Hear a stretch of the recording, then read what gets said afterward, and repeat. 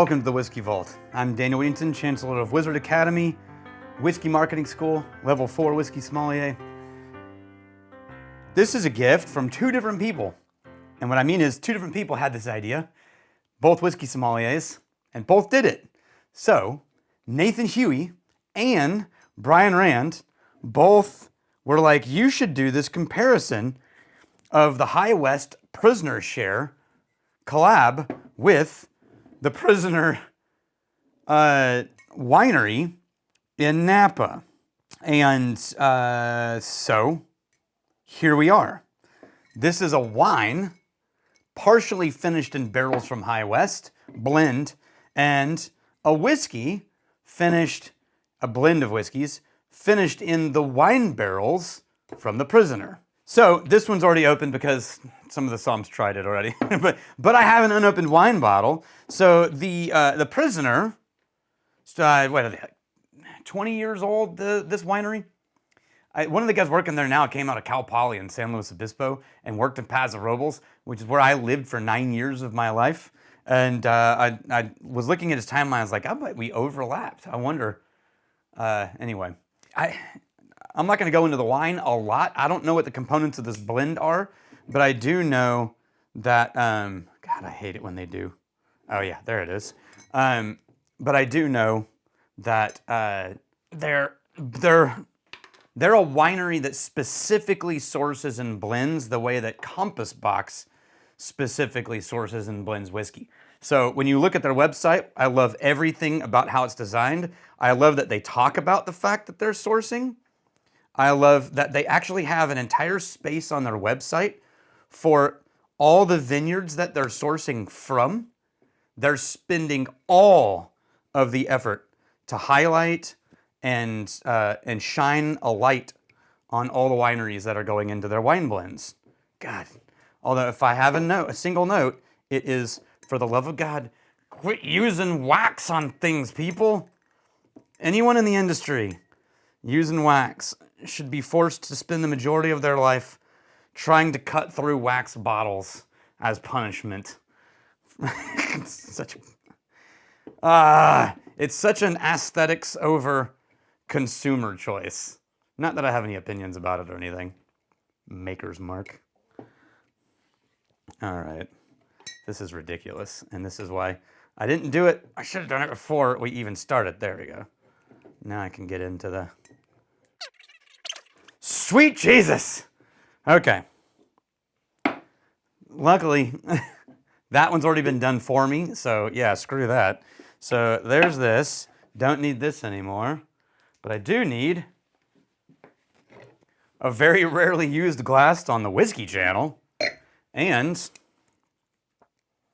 an actual corkscrew, which I never normally need. So the Prisoner Share version is called a blend of straight whiskeys finished in Prisoner wine barrels.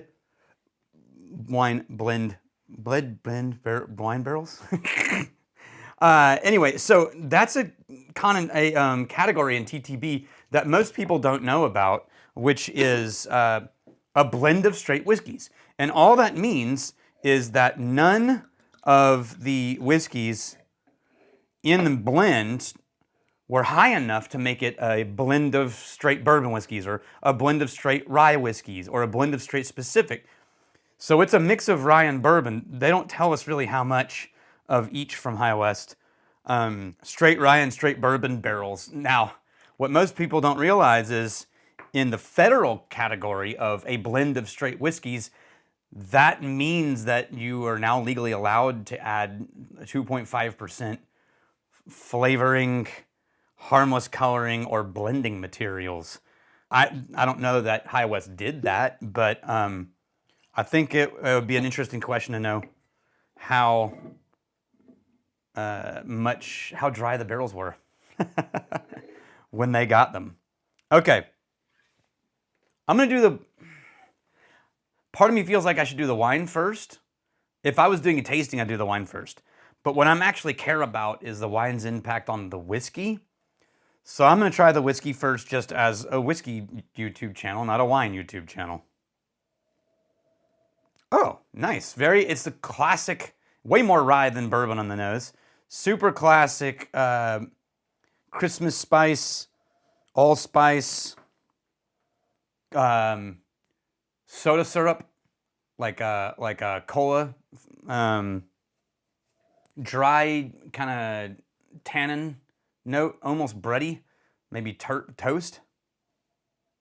Jam and toast, yeah.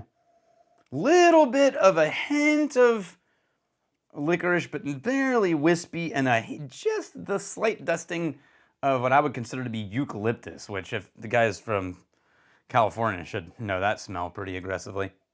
Classic High West rye. It reminds me of the American Prairie rye. It's just very rye. I'm not getting yet the sweetness I would have expected from a wine finish, but there is a more of a jammy note than a dry rye note, and maybe that's what it is, so we'll see. Huh. Weird. So it does this like burst of classic rye, and then as it's sort of finishing in the mid palate, this kernel of sweetness comes through and everything falls flat behind it, and you just get this sort of like simple flattened sweetness to the end of the palate. So the finish is this non-spicy, non-prickly, non-tannic slight sweetness. But the first half of the palate is classic rye.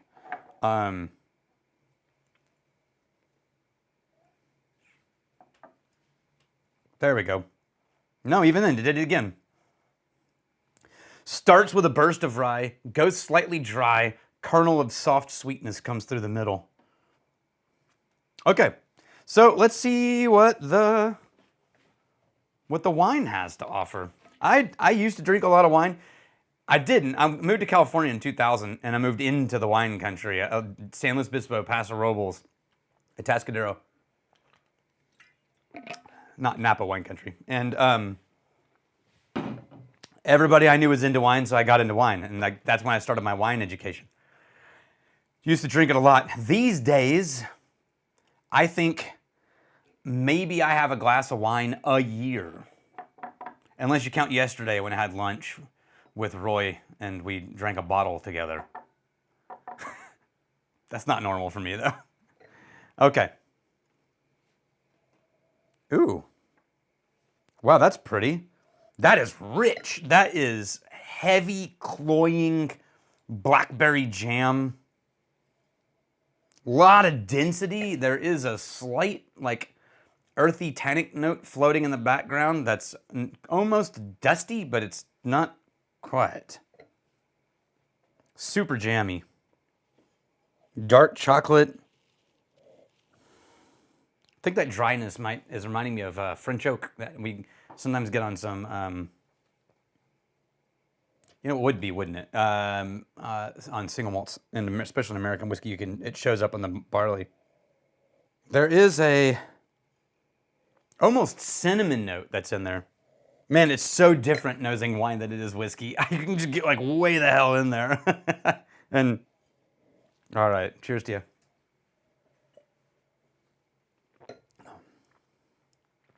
Oh, I like it. I was waiting for it to be like really sweet and really overly dense.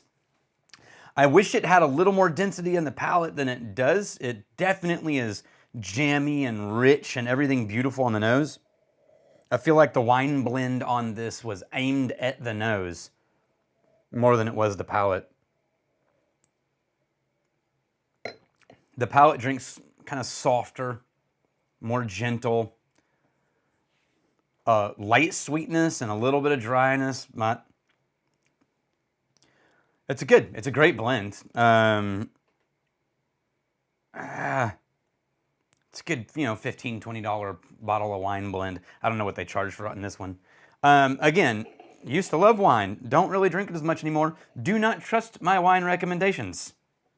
I don't even know anymore. I don't know where this lands. I don't know what's out there. I don't know what people are making anymore. Now, what is in here that is in the whiskey is this slight jammy note that lingers out the finish on both of them. Everything else is the rye.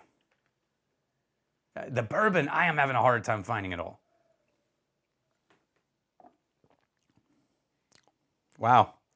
Drinking the whiskey immediately after sipping the wine, which is not a normal recommendation, makes it super hard candy. Like a cherry hard candy. Or strawberries. I'm getting strawberries.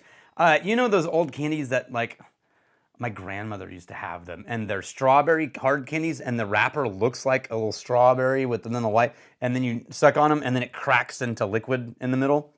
It reminds me of that. But it is brittle sweetness. Anyway, good. Don't know how much this costs. I don't actually like it better than their classic American Prairie. For what it's worth. It doesn't come anywhere close midwinter. Like the wine. I'm gonna have to gift this to somebody, because by the time Nathan gets back here, there's no way. However, because both Nathan and Bryan did the same thing, I do have another bottle of the wine back here for them. So cheers to Nathan and Bryan. Cheers to you. I'm really glad you're here. Are we a whiskey channel? Are we a wine channel? Stay tuned, find out, like and subscribe.